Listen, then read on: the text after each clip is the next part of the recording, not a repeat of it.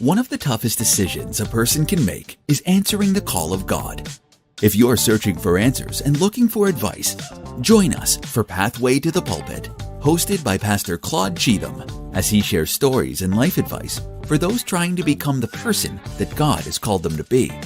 With numerous guests and tons of content to be shared, there's plenty of information to be learned. Join now and be a part of what God is trying to do in this season. Grace and peace, love and joy from my Father. I'm Pastor Claude Cheatham, host for Pathways to the Pulpit. Man, this is a time of discovery and dialogue with our young preachers. Man, I'm so excited to be a young preacher, a millennial voice that gets to speak into our generation.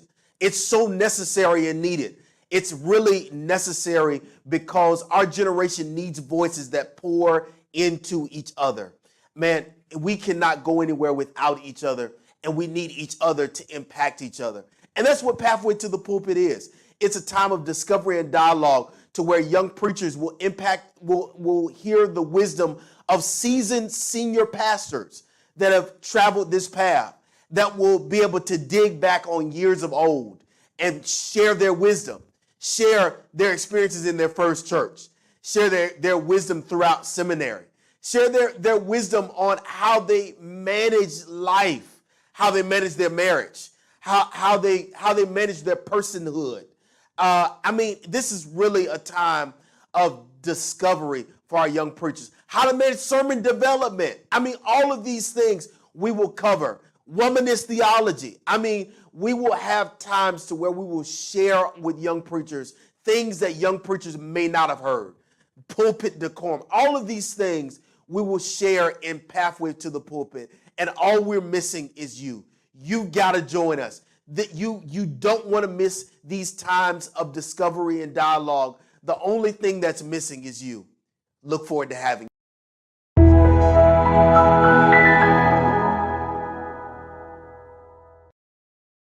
Grace and peace be unto you, and love and joy from my Father. I'm Pastor Claude Cheatham. I'm excited to be back with you for Pathways to the Pulpit. This is another segment where young preachers will have the opportunity to be inspired, to be encouraged, to be enlightened during our time of dialogue and discovery. This week, we're so excited as it is that we'll have our peer group, our peer time of discovery with Reverend Nicole Guns. I'm so excited because she is a graduate of Hampton University as well as Virginia Union University with her MDiv. But what's more importantly exciting to know is that in 2019, she was the first woman to preach on the main stage at the National Baptist Congress of Christian Education. She's a powerful woman of God, and I'm so excited today as we will be dialoguing as young preachers about women in ministry. This is exciting, and so I'm excited to welcome Pastor Nicole Guns. Come on, welcome. Thank you. Thank you. I'm glad to be here. Good to have you with me. Welcome to Pathway to the Pulpit. Thank you, Pastor Claude. I'm glad to be here. All right, good stuff. So, man, we're talking about women in ministry. This is our time where we will share, have you to share on women in ministry. Tell me a little bit as we begin this conversation, what calls for you to accept your call to ministry? So I never, ever wanted to be a preacher. I am a preacher's kid. My grandmother were pastors and generations before that. So ministry was never something that I wanted to do or pursue. I was involved, like most PKs, I was doing the music ministry, teaching vacation Bible school, Sunday school, doing all kinds of stuff. And I never wanted to preach, but there was always this tugging. And the one thing that I can say is whatever I did in ministry, and this is one of the ways God was proving God's self to me, and God's call in my life, because whatever assignment I had in ministry, I would do it, and I would do it well. It would never be something that I desired to do. My dad would say, I need you to teach Bible study for me. For what? Then I teach Bible study, and I loved it. and it went well. He said, you know, I want you to go on this mission trip with me. For what? I'd rather go to Vegas with my friends. I go on a mission trip and then I love it, you know. Right. And so those kind of things were happening to kind of show me that there was a call on my life more than just singing. And I remember one day I was at work. I was living and doing my dream job, actually. And I heard the Lord say to me, did you enjoy this? Mm. And I said, yeah, I'm enjoying it. What do you mean, God? Well, did you enjoy it? Because things are about to change. And my life went through some challenging seasons in employment. And I would say that my hand was almost forced into ministry. Because I went kicking and screaming, to be honest with you.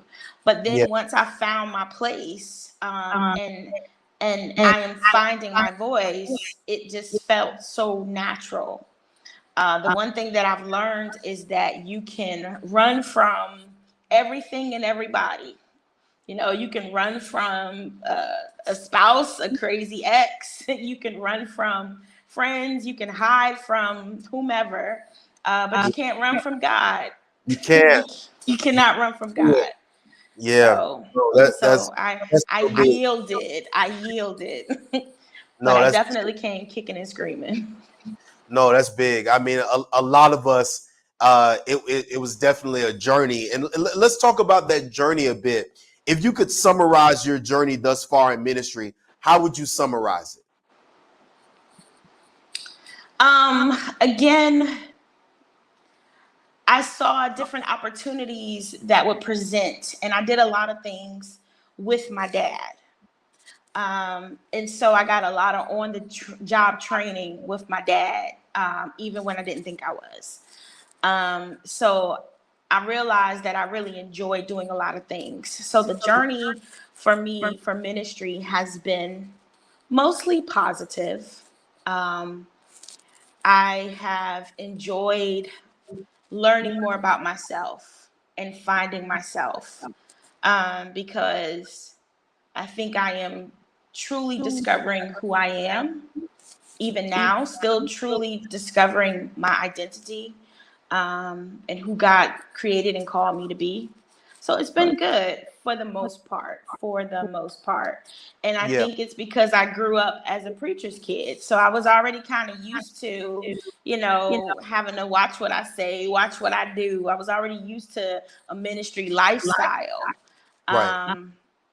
And there were doors that opened up for me initially because there was this expectation that I would be like my dad or my granddad or my uncle.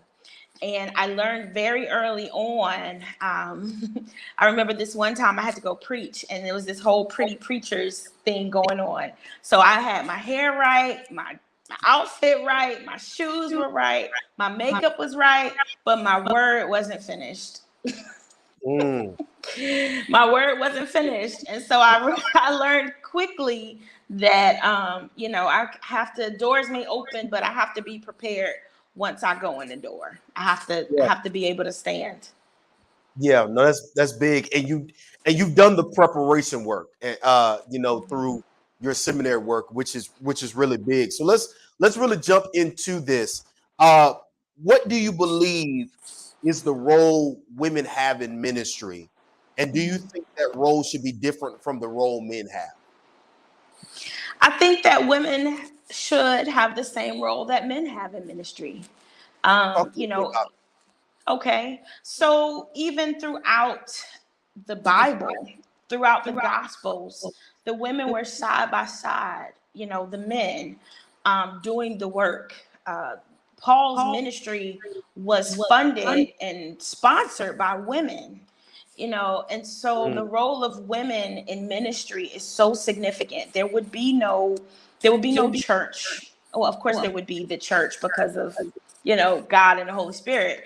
But the church as we know it today, Christianity as we know it today would not exist without the presence of women. The Black church would not exist will not exist without women. And so I think that the role of women is vital to the life of the church. Um, and women have not always been given the same opportunities. You know, I see that even with myself, in my own journey in ministry. I've never had issues from my home church, from my dad, but I have dealt with not receiving some of the same opportunities that my brother's friends would get, knowing that I am just as qualified or more.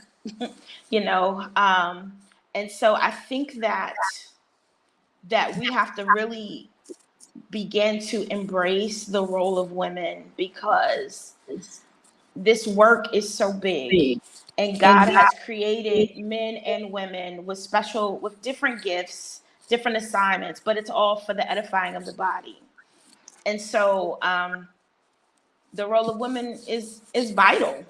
You can't have the church without women. You know, I taught a lesson in my denomination about how in the year 1900, my soror, Nanny Helen Burroughs, spoke.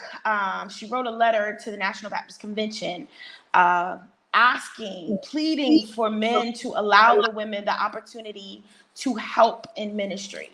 This was in 1900.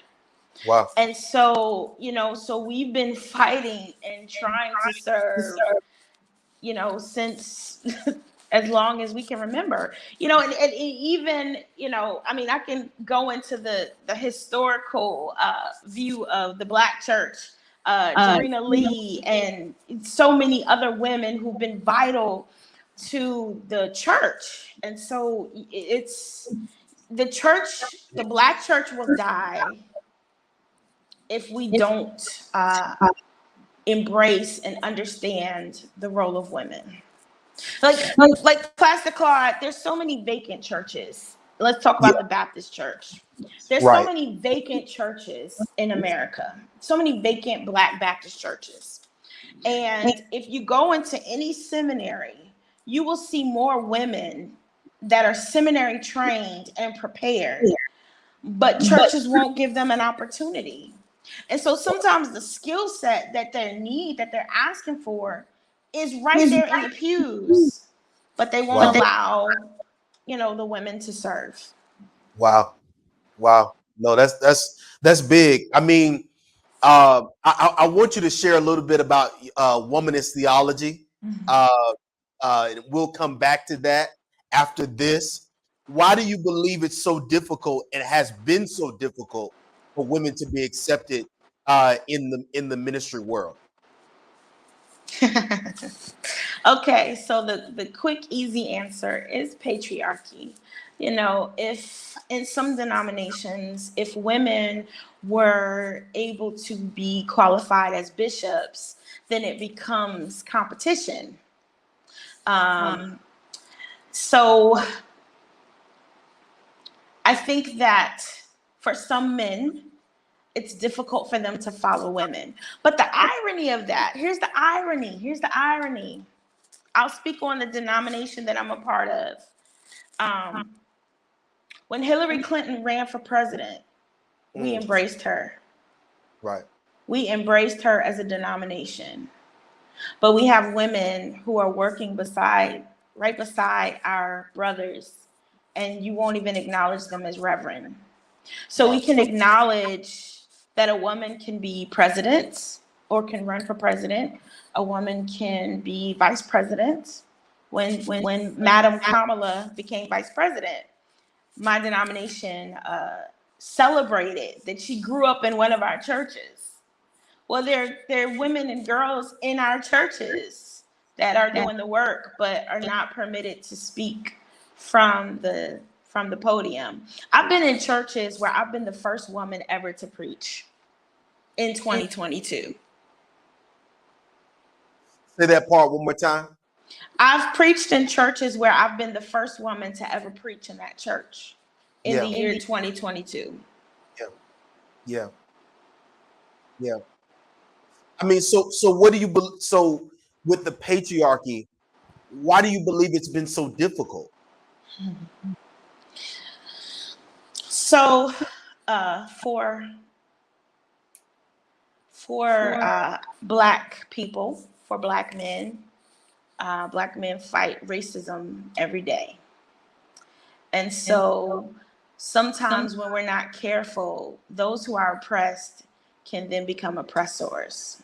Mm, And mm, so sometimes in our churches, people are at the bottom of the totem pole all week at work. And they come to church and they have a big badge on. And so I think that patriarchy is definitely real and prevalent. And it's not even who we are in our DNA. You know, if you go back to the continent, women served as leaders of nations, and women served as warriors. You know, that's not even who we are in our DNA, but we have taken on this Americanized white theology, and we have made become oppressors. And if we're not careful, even women, we can become oppressors of transgender or oppressors of people who are LGBTQ. You know, it's easy to feel like once you've made it over, now I'm not one of them anymore. You know, at the Siemens with Proctor conference, I think it was in February, one of the speakers, she talked about how there's a Maasai greeting that says, "How are the children?" And that means if the children are well, then everybody's well. So they don't say, "How are you, Pastor Claude?" They say, "How is Zion?" Because if Zion's well, then you have to be well. right. And so the greeting that was given at the conference was, "How are the Black girls?" Because the Black girls in America are at the bottom of the totem pole. So if the Black girls are well, then everybody else is well.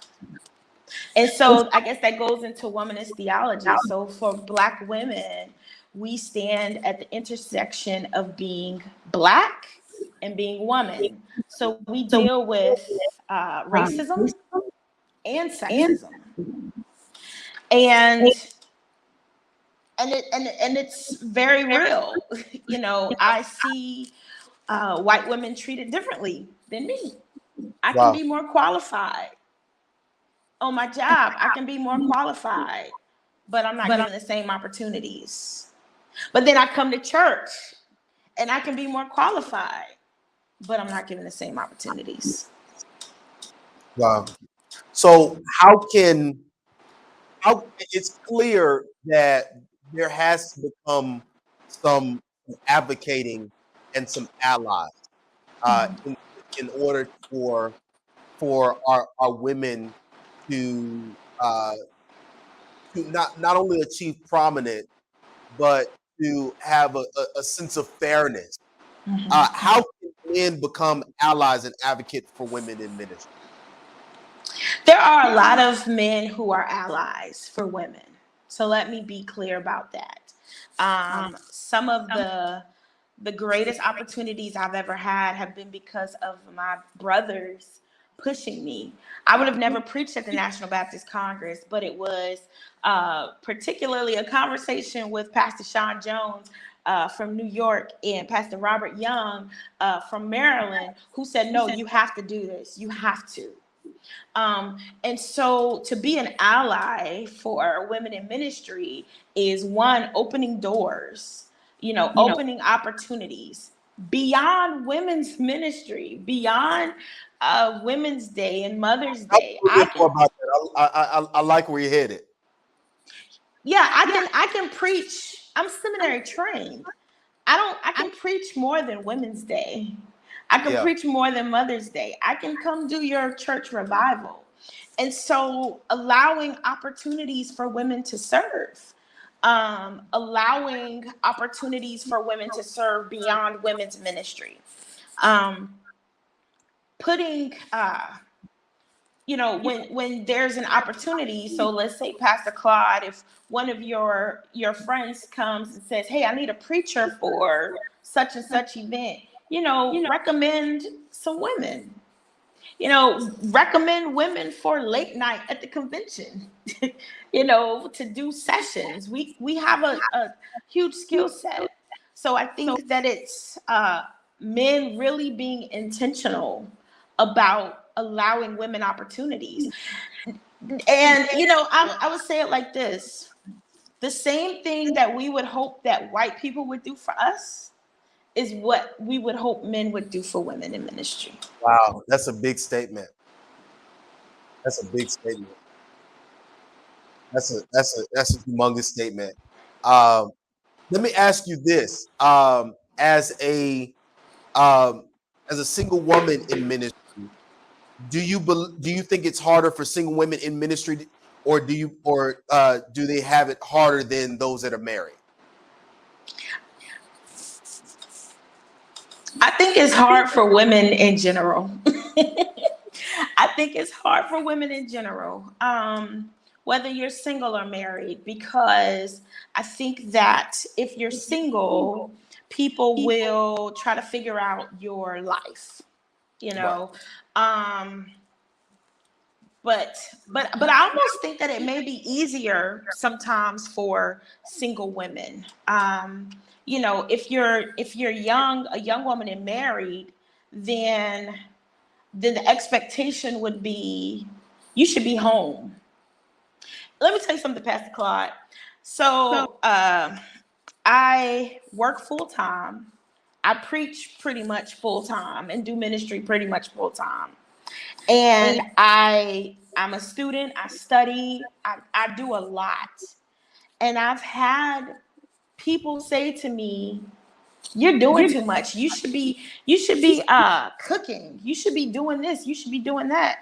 And I said, the funny thing is, if I was a man, you would say, "Wow, he's really ambitious. He is doing the thing."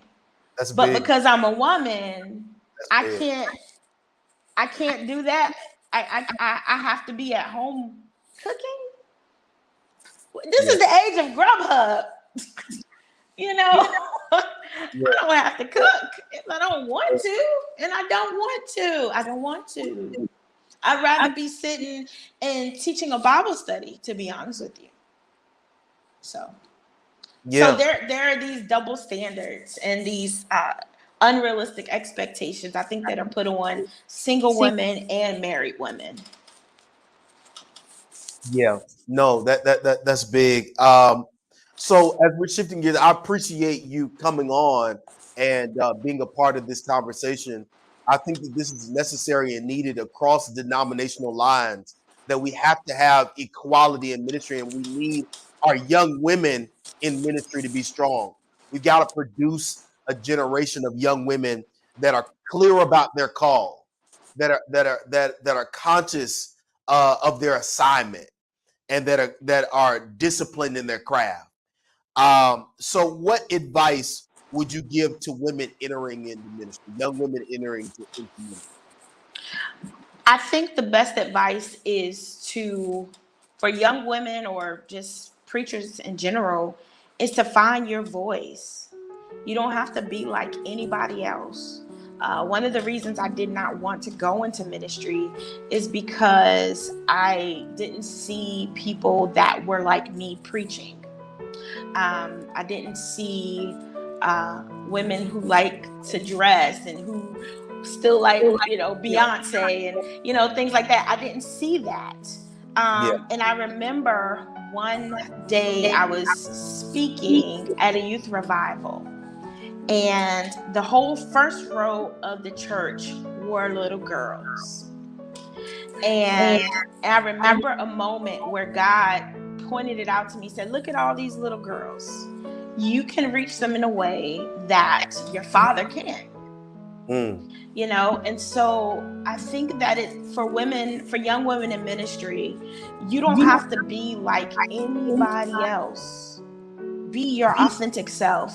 Find your authentic voice, because what the church and the world needs are people who will be authentic. There are people who will listen to my sermons, Pastor Claude, and you know me, you know I'm a huge Beyonce fan, like your wife, okay? You know, runs in the family.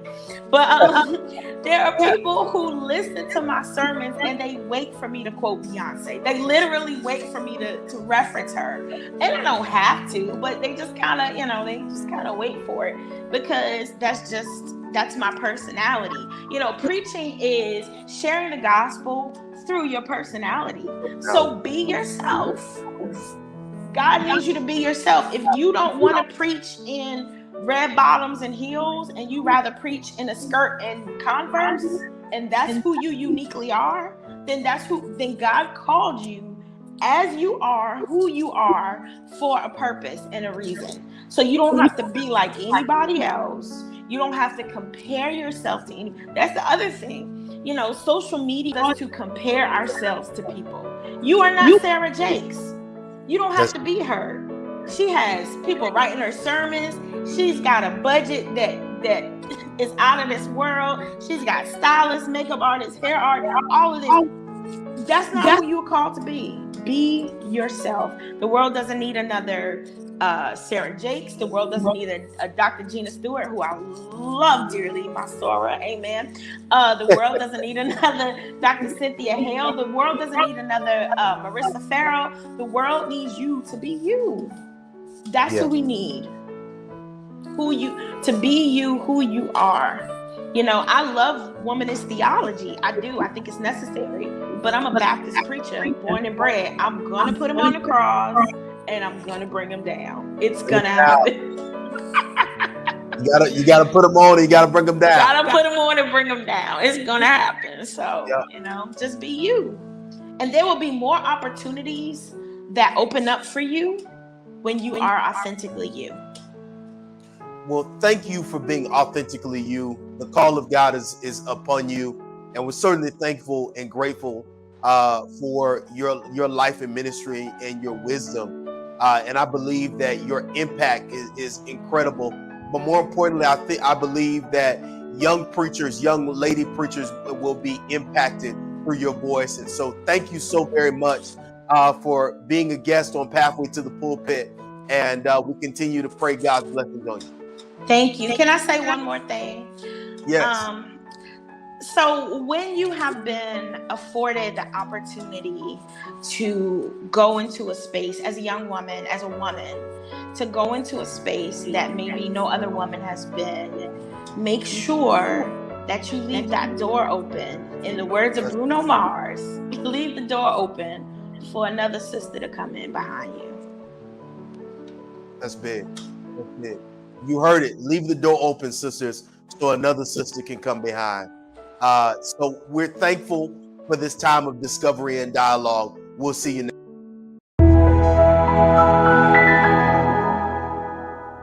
Jeff Kennedy once said, "Ask not what your country can do for you, but ask what you can do for your country." All that is simply translated into is, I want to be here to help you grow. I want to grow with you. I want to be your partner as you're going through this process of the pathway. It's a journey. It's an experience, and we can grow together. Let's connect. Let's connect on social media. You can find me on platforms such as Facebook and Instagram at CDC2 Speaks. At CDC2 Speaks. I want to hear from you. I want to hear your stories. I want to laugh with you. I want to experience life with you. I want to grow with you as a young preacher. Let's grow together. I believe as we grow together, God has something amazing in store. You have been watching Pathway to the Pulpit, hosted by Claude Douglas Cheatham Jr. of Edward Waters University.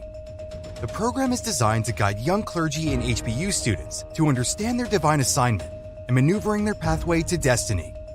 For more information, you contact Claude Douglas Cheatham Jr. Edward Waters University, 1658 Kings Road, Jacksonville, Florida, 32209.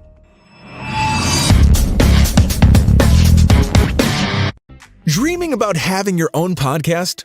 Want to share your thoughts and ideas with the world but don't know how to do it? Maybe you're excited and committed but don't have a good space to record. Would you like a professional environment to produce all of your podcasts? Well, we have the latest technology from 4K to HD and various set layouts from green screen rooms to live studios. The Inspire Network is an actual television station where our studios are available for rent, and we offer editing suites with the latest technology. We have a makeup studio and beautiful spaces to prepare for your show. Don't forget to ask about our convenient photography studio to capture professional headshots or redefine your new look. Our state-of-the-art facility is intentionally laid out to accommodate your multimedia needs. To sign up for this 2-day media camp that will offer advanced media technology training for creative minds, you will learn all the ins and outs of production and media. Go to www.learntv.today. Dr. Jackson and his team will bring 30 years of a wealth of knowledge to the table. Whether you're a beginner or advanced media professional, you will go to another level. Remember, there's limited space for this particular training.